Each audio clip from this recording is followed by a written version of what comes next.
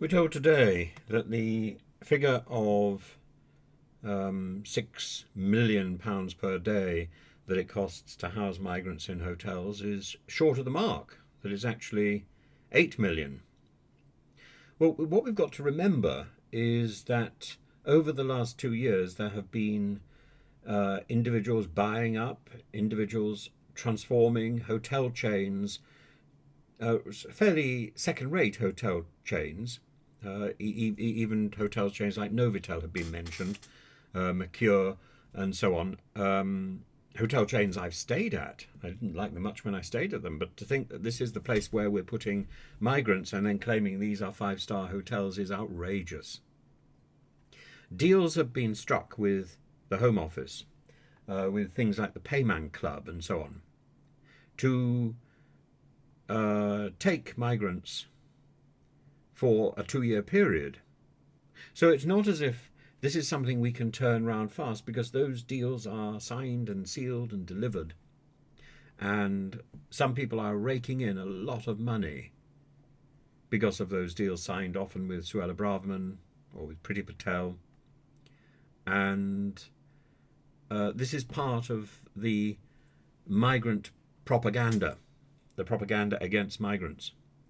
If we get all the migrants off the backlist, off the backlog, if we get all the migrants out of the hotels, we're still paying this money every day, every month, certainly for the next 2 years. What are we going to do with these hotels when they are emptied of migrants? Well, I would suggest, and I've suggested in the past, they should be used to house homeless people. And we should be doing this if we can afford to house migrants at such expense, and we can afford to house homeless people at such expense, number one. Number two, we don't need to be housing migrants at such expense. We should be doing some basic checks and then giving them the option to work and to find their own accommodation if they want to. The accommodation which is provided by these hotels should be the default position, not the preferred position. This should be the position for people who can't work, who can't find accommodation elsewhere, who can't pay their way.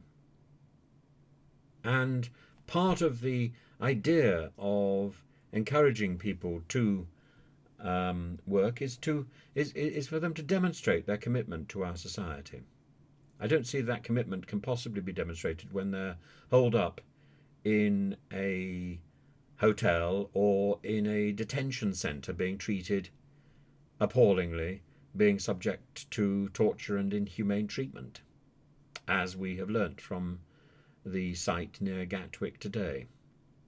The subject of a 3-year investigation. It doesn't take 3 years to realise that the treatment that is being given to migrants being detained in this place of limbo is unacceptable. You just simply have to walk in there and observe. Well, our observation should be enough. We've got enough journalistic facts there. We should be able to make changes, but we can't make changes because the Home Office is signed up to these hotels, to these institutions, to G4S and all that sort of stuff for the foreseeable future. And so we can't talk about how much money migrants are costing us. Not how much money migrants are costing us, it's how much money the Home Office is costing us. It's how much money Suella Braverman is costing us. What she chooses to do with the money she has invested on our behalf is an entirely different matter. I think Suella Braverman, I think the current Home Secretary, has cost us too much.